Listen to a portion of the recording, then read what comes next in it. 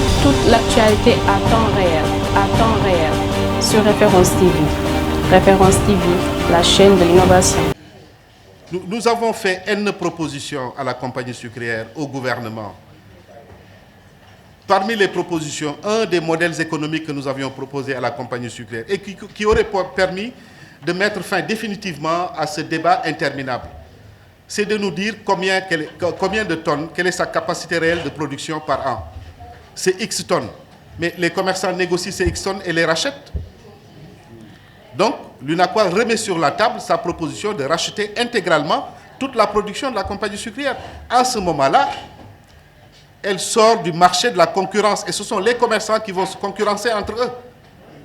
À ce moment-là, il sera beaucoup plus simple d'indexer les responsabilités, de les situer et d'avoir un mécanisme de régulation qui clarifie les rôles et les responsabilités de chaque intervenant du marché.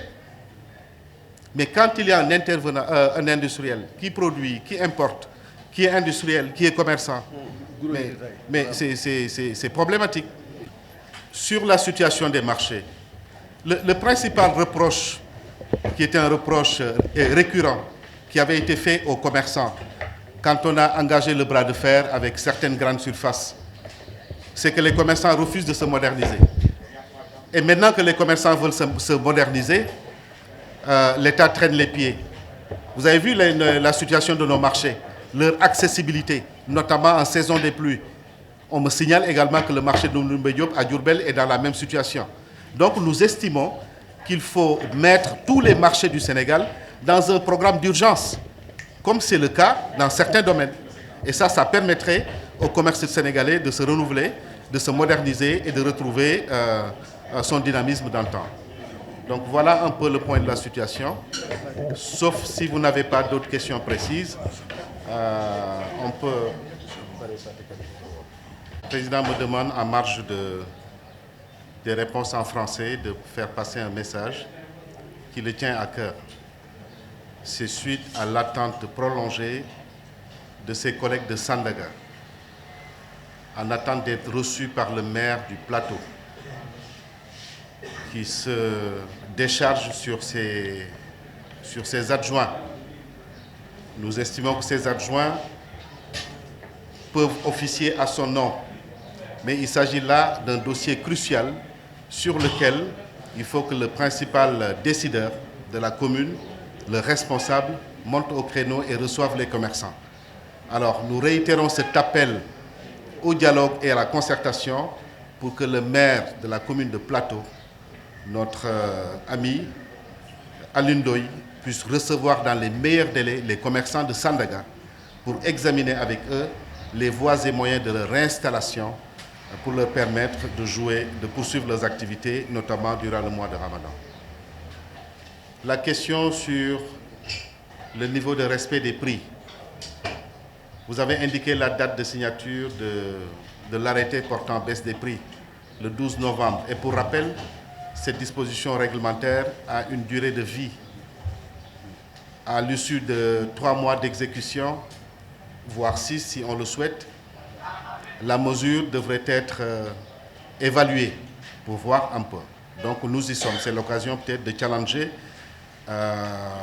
son niveau d'application, de l'évaluer et éventuellement d'en tirer les enseignements pour voir qu'est-ce qui a marché, qu'est-ce qui n'a pas marché. Mais fondamentalement, sur les produits alimentaires essentiels, le riz, l'huile, pour ne citer que ces deux produits, et même voir le lait, il n'y a pas de gros problèmes.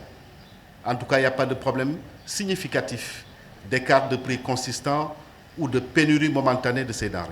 Oui, et Moustapha me signale également que le cours de l'huile est dans une tendance baissière. Donc là, on peut être rassuré. On peut être rassuré que les commerçants continueront à jouer le jeu.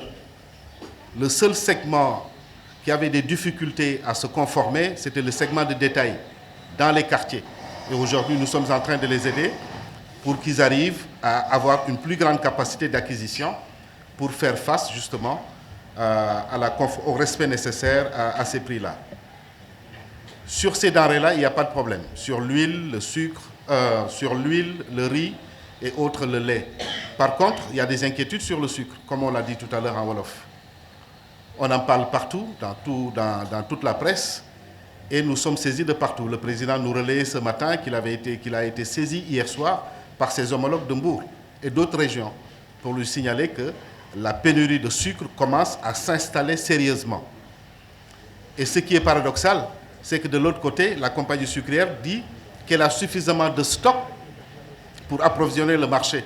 Mais à elle d'expliquer pourquoi que la pénurie se pose dans certains quartiers et dans certaines régions. C'est invraisemblable, c'est une contradiction qui ne dit pas son nom.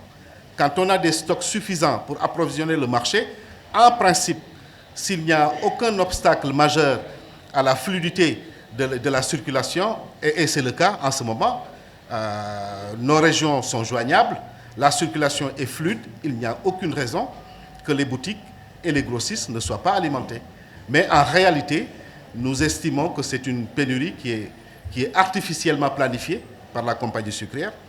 Nous savons tous qu'elle n'a pas la capacité d'approvisionner le marché et de répondre à ses besoins. Nous savons tous que le Sénégal est obligé de recourir à de l'importation du sucre pour compléter les besoins du marché. La stratégie de la compagnie sucrière est d'étaler ses ventes jusque dans la période ou au-delà de la période d'ouverture des importations pour prétendre, cette fois-ci également, détenir le monopole de l'importation.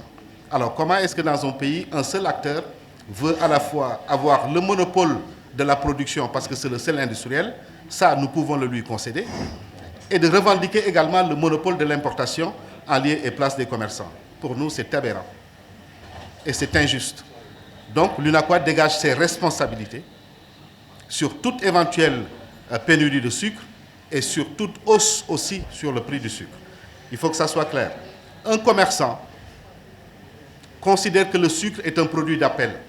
Un commerçant n'a aucun intérêt à disposer de sucre et à refuser de le vendre. Parce que s'il le fait, mais ses clients vont sortir, aller dans une autre boutique, acheter du sucre et compléter leurs achats par autre chose. Donc le commerçant préfère toujours retenir le client le plus longtemps possible dans sa boutique. Et le sucre est un des produits d'appel que le commerçant souhaite disposer et de faire en sorte que ses clients puissent le trouver sur place. Alors nous rappelons également que l'activité d'importation du sucre est une activité tout à fait légale et régulière, garantie par toutes les dispositions légales et réglementaires au niveau national et communautaire. Parmi les pistes de solutions, au-delà de l'intervention directe et urgente à laquelle nous appelons de tous nos voeux de la part des autorités pour trouver une solution très rapide sur le réapprovisionnement du marché, nous estimons qu'il y a deux pistes qu'il faudra investir rapidement.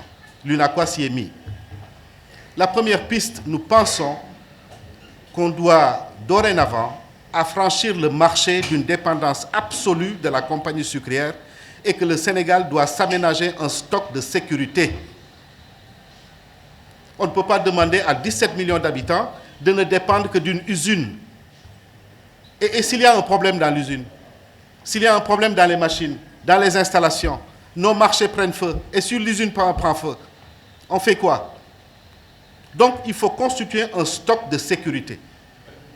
Et les modalités de cette constitution devraient mobiliser que les commerçants et l'État pour en examiner la faisabilité. Et c'est ça qui permettra à l'État de compléter ses moyens de régulation du marché. Parce que quand l'industriel qui a le monopole de la production déconne sur l'approvisionnement, en ce moment, le sucre à côté, qui est le stock de sécurité, pourrait permettre de juguler les manques éventuels. Donc les solutions existent. Ça, c'est la première piste de solution.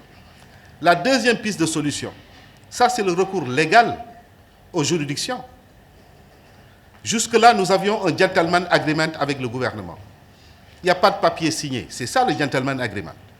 Où nous avons délibérément souscrit à l'accord de protéger tous ensemble la compagnie sucrière et de le laisser assurer le monopole de la production et que les commerçants se concentrent sur la distribution. Mais pour ce qui est du gap dont elle n'est pas capable de produire, mais il faut absolument que ce gap soit importé, mais dorénavant, nous exigeons que la compagnie sucrière sorte de l'importation de ce gap. Parce que c'est le gentleman agreement qu'on avait avec le gouvernement en 2012, et notamment avec le gouvernement de M. Abdoul Mbaye. C'est à la faveur d'un changement de Premier ministre que la compagnie sucrière a été remise en selle et a renoué avec une activité d'importation. Mais depuis quand un industriel concurrence directement des commerçants dans leurs activités d'importation? Ça n'a aucun sens. Ça n'a pas de sens. Tant qu'elle est capable de produire, nous soutenons, nous pensons qu'il ne faut pas soutenir sa production par des importations. Parce qu'il nous faut être cohérents avec nous-mêmes. Nous dénoncions tout à l'heure la fragilisation de nos emplois et de nos affaires. Donc il est hors de question que l'UNACOIS encourage que quelque industrie que ce soit fragilisée. Non. Donc nous avons une posture transparente et responsable. Elle est capable de produire, eh bien qu'elle produise. Tant qu'elle est capable de produire à suffisance, nous allons nous confiner dans notre rôle de commercialisation. Mais là également, il faut corriger le dispositif. Il faut corriger le dispositif. Une chose est d'avoir ces installations industrielles à Richard Toll et de produire à partir de là-bas. Mais une autre, c'est d'avoir des stocks disponibles dans les départements et les régions pour que les gens puissent acheter convenablement du sucre. Mais si à chaque fois qu'il faille commander du sucre, il faut aller lui verser de l'argent dans son compte bancaire à la banque, convoyer un camion jusqu'à Richard Toll, faire le pied de grue, faire la queue pendant 15 jours pour espérer charger et revenir sur Dakar, mais ça c'est problématique. Ce qui crée une telle situation, c'est parce qu'on n'a pas le choix. Quand on est seul détenteur d'un produit, on est maître du jeu du marché. Et on est seul maître du jeu du marché. Alors, on ne peut pas être juge et partie. Ce n'est pas possible. Il faut à côté qu'il y ait un stock de sécurité qui est constitué. Et ce stock de sécurité, les commerçants sont capables de l'alimenter de manière transparente. Toute l'actualité à temps réel, sur Référence TV. Référence TV, la chaîne de l'innovation.